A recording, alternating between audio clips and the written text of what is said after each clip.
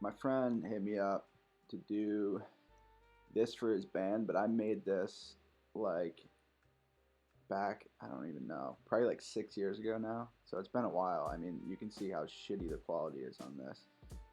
I literally just started doing this, but I'm just gonna record it and show you guys.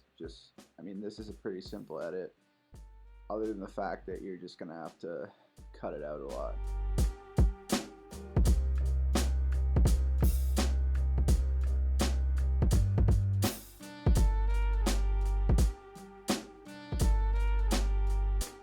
Alright guys, so one thing to notice about these two images that's good is that the lighting in both images are pretty much exact. Like, you can tell that the sun in this background image here is coming from the back. I mean, based on the shadowing here, you can kind of tell. So when choosing an image, it's pretty important to make sure that lighting is relatively accurate, and that'll definitely help with the final composition of the image. Next thing we need to do is scale down our dude here.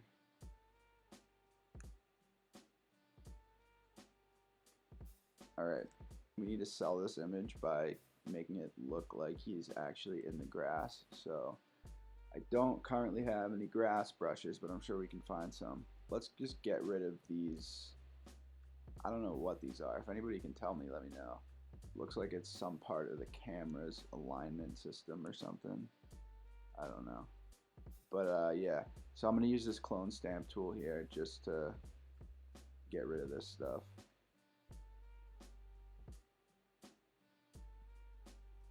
So I'm just selecting really close by kind of neighboring areas and using that to kind of fill in the spots. And sometimes, like, the blend doesn't look perfect, so I just kind of usually lower the opacity up here and grab some stuff from different areas and just kind of blend it in a little bit better. So yeah, your clone stamp tool is over here on the left, right there. I use this thing daily.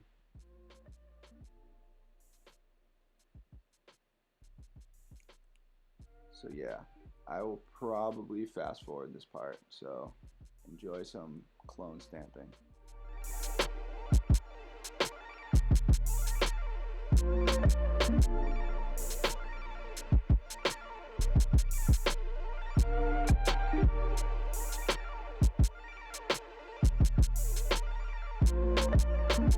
What we're gonna do now is we need to find some grass brushes.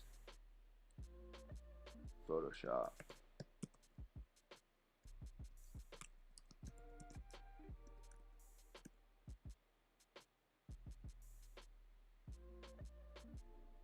So yeah, let's go with those. To import a brush, just come here to your brush, select it, this drop down here, and in this wheel or gear you'll find an import brushes, and let's see, grass brushes 2, so that should do it. So that's gonna load, and then all the way down at the bottom here we'll have this. So we're just going to use this to remove parts of the shoe. So one thing we need to also do is probably adjust the settings a bit. Let's come in here, and in the shape dynamics we'll turn on size jitter a bit. It already looks like she has a preset in here actually. Yeah, she does. Cool. So I don't even have to do that. So yeah, so she's made a preset for us. She had the size jitter set, which just kind of adds some randomness to it. The scattering here as well. When you move it around, your brush around, it just kind of scatters them around in different locations. She's added color dynamics, transfer, smoothing, but we're literally just going to be using this as an eraser. So we don't necessarily need to deal with that now. You'll notice that this is like super effective for making it look like this dude's actually in the grass. And it literally takes no time at all. Dope. So I also saved part of this image to see if I wanted to use the shadow layer, which I don't think I'm going to really need. I've just set that to color burn there. Maybe we will stretch it out a bit.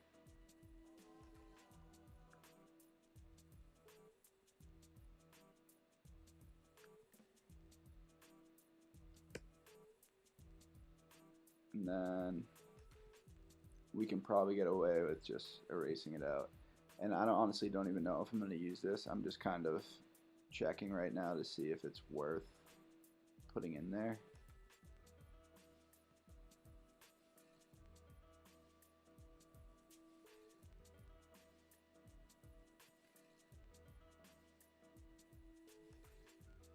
So maybe just a little bit like that. I mean, I think this shadow is pretty inaccurate in comparison to the actual lighting, but it kind of looks alright to have in there.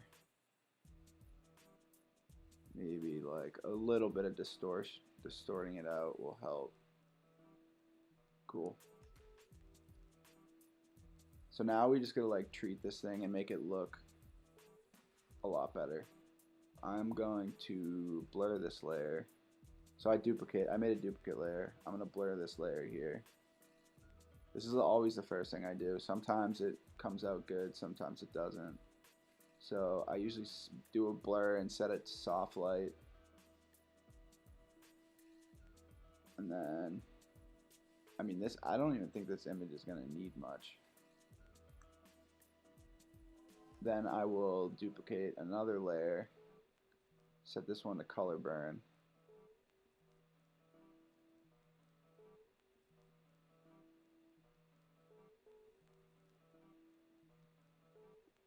Then I will grab some, like not full black, but pretty close to black.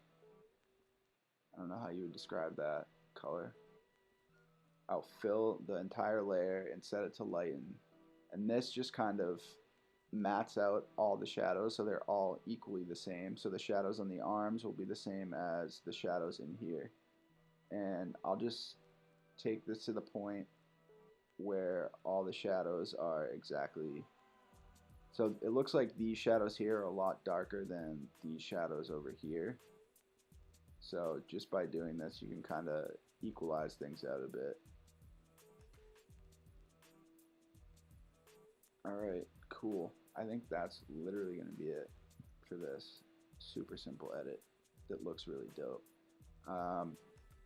Maybe we'll add some noise. Never hurt.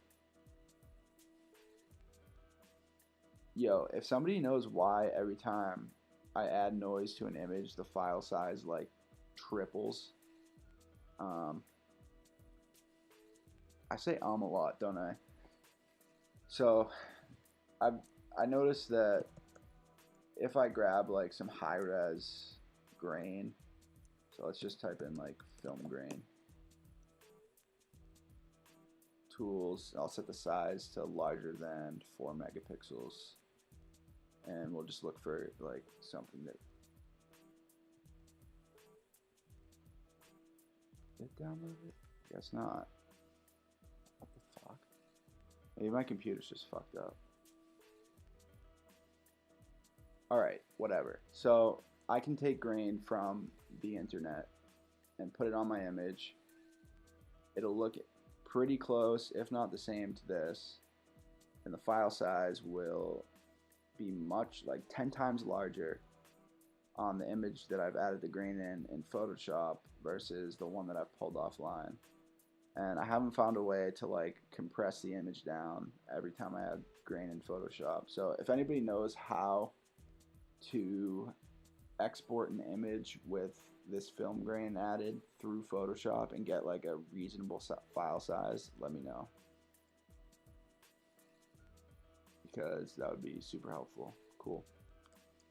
So I hope you guys enjoyed this tutorial, and maybe you guys can make something similar. I will link, or you guys can just do this. So you're gonna, if you want to find a similar image, just go on Unsplash, read the Unsplash license. Everything's free to use, and you should credit the people if you post this to the internet or something. Just shout out the person that you took it from, because they were generous enough to donate it to the public domain. I swear, I feel like some people don't even realize that they're giving away their shit for free. They just upload it, think it's like a social media thing, and then people just start using their images. But then there's other people who actually are just very generous and want to give people images to use and make edits with. So yeah, scope the Unsplash. So yeah, I just typed in farm here, and basically there's tons of images that you can pull. So yeah, enjoy. I mean, this one probably would have worked too. So moral of the story, find yourself some dope grass brushes to make that shit look real. Cut out your people. Don't use, especially in this case, don't use this selection tool. If you want to get like a super accurate cutout, add a little shadow here to make it look like he's actually standing in the image. Add some noise if you want to make your file size massive. Yeah, I think this was a pretty good tutorial. Alright, later.